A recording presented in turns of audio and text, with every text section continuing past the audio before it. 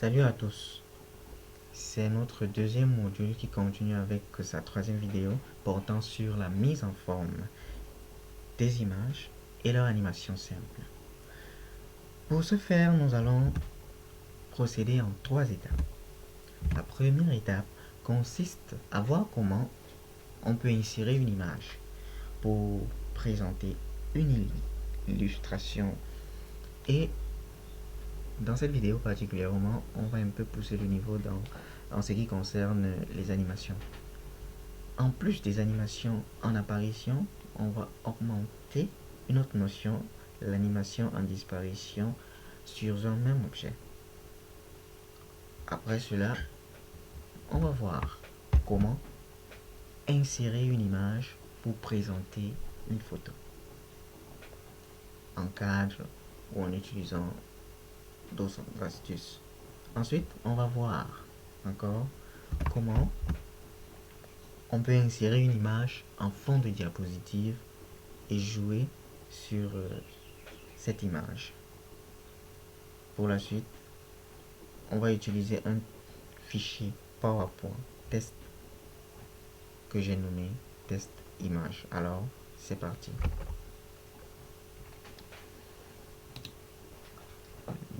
Nous voici donc sur notre test image, notre fichier PowerPoint. La première étape consistait à voir comment insérer une illustration. Alors, on va choisir d'abord la disposition. On va rester dans Accueil. On va choisir la disposition vide. Puis, on va aller dans l'onglet Insertion pour insérer notre image.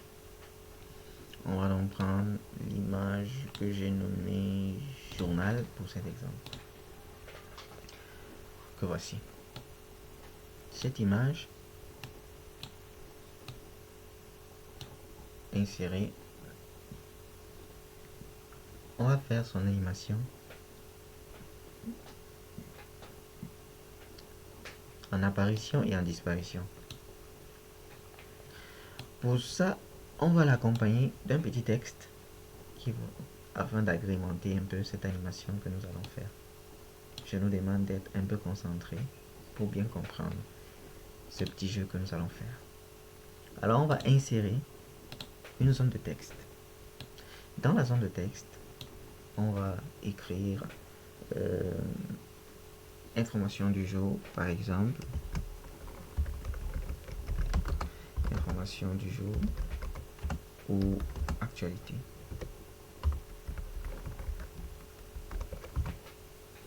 Et là, on peut toujours centrer, faire ce que nous avions déjà vu, les mises en forme de texte. On peut choisir un caractère et modifier la taille. C'est très important de toujours modifier la police parce qu'il faut que le PowerPoint soit visible. On peut choisir la couleur bleue. Voilà. Et là, on va encore animer comme nous avions vu autrefois. On va animer en choisissant ok, on va réexpliquer quand même comment on va animer. Bien qu'ayant déjà vu cela, on va aller dans animation. Dans la section animation, on va choisir effet d'apparition et là on va aller dans la partie captivante et on va choisir dépôt pour ce cas et on va mettre ok. Si on essaie de lancer la diapositive en allant en bas à droite, on va voir comment après le clic le dépôt se fait. Donc c'est lettre après lettre. Ok. On va alors revenir sur notre image qu'on va animer en apparition et en disparition. Ça veut dire qu'on va commencer par l'animer en apparition. Pour l'apparition, on va rester dans la section animation et on va choisir entrée brusque. Pour voir les apparitions et les disparitions, il faut dérouler juste. En déroulant, vous allez voir le titre marqué apparition, ce dont mon curseur est en train d'indiquer apparition. Et là, ce sont les animations d'apparition qu'on a dans ce bloc. Là, en bas, c'est pour l'emphase. et à la fin, c'est pour la disparition. On va donc rester au niveau de l'apparition et on va choisir entrée brusque. En choisissant entrée brusque, on peut également choisir l'effet. L'effet, c'est juste option d'effet à droite des animations que nous venions de choisir.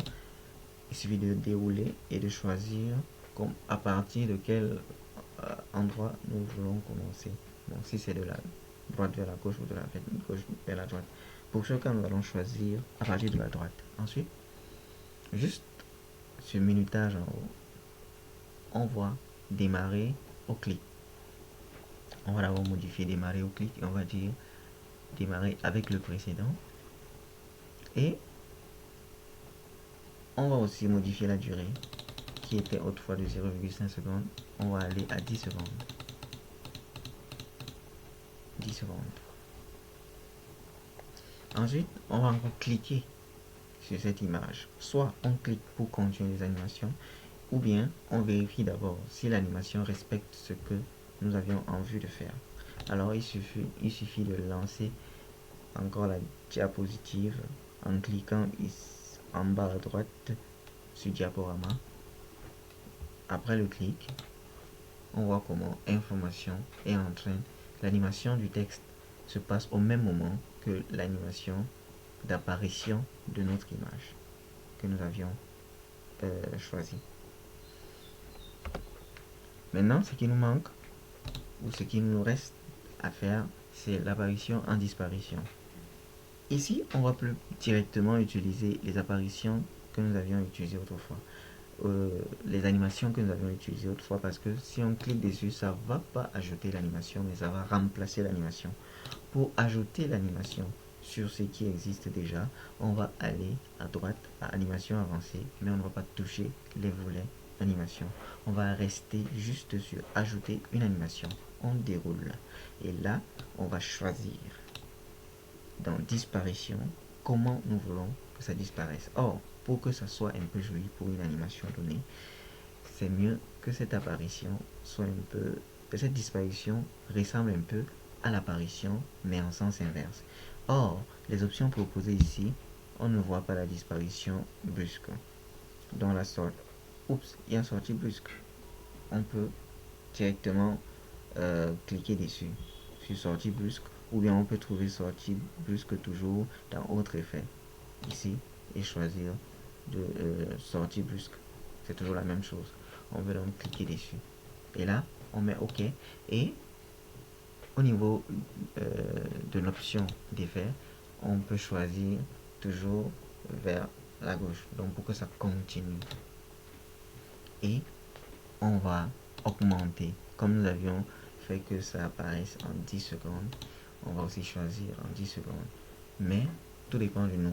C'est juste un exemple. On peut modifier à notre guise une fois que le concept est compris. Alors, en essayant de voir comment ça va se passer, il suffit de lancer encore la diapositive. Après le premier clic, on voit comment l'apparition est en train de se faire en même temps que l'animation du texte. Après notre apparition, on peut cliquer pour voir comment la disparition va se faire. Après un clic, on voit également comment notre bonhomme est en train de disparaître. En tapant sur échappe, on rentre sur notre plan de présentation. C'était la première étape. La deuxième étape, pour faire la deuxième étape, on va d'abord entrer à accueil et on va choisir nouvelle diapositive. Cette fois-ci, ça sera plus rapide parce que c'est plus simple. On va aller dans insertion et image. On clique sur image pour insérer une image. Cette fois-ci, on va choisir une image. Une image que je nomme prénom chantier. On clique sur insérer. Une fois que l'image est insérée, on peut réduire la taille à notre guise en manipulant tel que nous avions vu comment manipuler les images dans les vidéos précédentes. Et là, pour une image, pour une photo, en double-cliquant dessus, on tombe directement dans outils images et l'onglet format. Dans l'onglet format, donc, on peut commencer par pointer les types de cadres que nous avons envie ou bien ce qui nous intéresse pour choisir. Une fois que ça nous intéresse, on peut cliquer dessus et ça valide automatiquement. Donc c'est aussi simple que ça pour les images. En double-cliquant, on rentre encore là-dedans.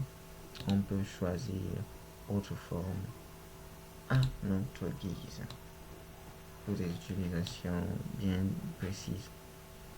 Alors, ça, c'est ce qui concerne les images. Pour leur animation, c'est la même chose que nous avions vu dans la diapositive précédente. Et de ce qui est du fond, on va insérer, on va encore insérer une autre diapositive en cliquant sur une nouvelle diapositive. Et là, on va aller dans la section, ou dans l'onglet autant pour moi, insertion. Et dans la section image, on va encore cliquer sur image pour insérer une image qui se trouve dans notre machine.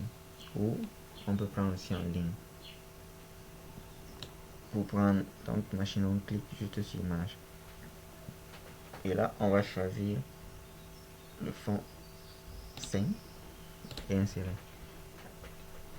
On va donc placer, on va donc arranger de telle enseigne que ça occupe le fond de notre diapositive. Donc ça prend que ça épouse exactement les dimensions de notre diapositive pour nous servir de fond. En double-cliquant dessus ou bien en cliquant dessus, on a des options. Mais on peut faire aussi un clic droit et aller au fond pour format image. On aura encore d'autres options. Et là, pour l'image, on va aller sur image là-bas au fond. Puisque c'est le fond de la diapositive, on va pas utiliser les autres onglets. On va utiliser l'onglet image pour jouer sur, premièrement, on peut jouer sur la correction des images. C'est-à-dire, on peut dérouler et là, jouer sur la netteté. On peut rendre cette image floue, par exemple. Ou bien, on peut dégrader un peu l'image à notre guise. Mais si ce n'est pas l'effet escompté, on peut laisser à 0%. On peut également augmenter la luminosité en choisissant les présélections. On peut présélectionner, mais là c'est quand on n'a pas envie de jouer nous-mêmes avec la luminosité et le contraste, puisque nous-mêmes pouvons le faire en jouant, obtenir les mêmes effets que ce que nous avions choisi. Et si on veut rétablir, il suffit de cliquer sur réinitialiser. C'était tout pour la correction des images. De ce qui est des couleurs d'image, il suffit de dérouler et de jouer soit sur les transparences, soit sur la saturation. Vous pouvez saturer les couleurs à votre guise. Et si ça ne vous intéresse plus, vous voulez rentrer à l'initial, vous cliquez sur réinitialiser. Et rogner, c'est comme on a l'habitude de le faire. Il suffit de rogner en largeur, en hauteur et décaler comme vous voulez. Donc quand on rogne par exemple en largeur, il suffit de cliquer dessus en hauteur et c'est tout. Ceci va donc marquer la fin de notre présentation de cette troisième vidéo. J'espère que ça vous a plu et on va se dire à la prochaine pour une nouvelle vidéo. Merci.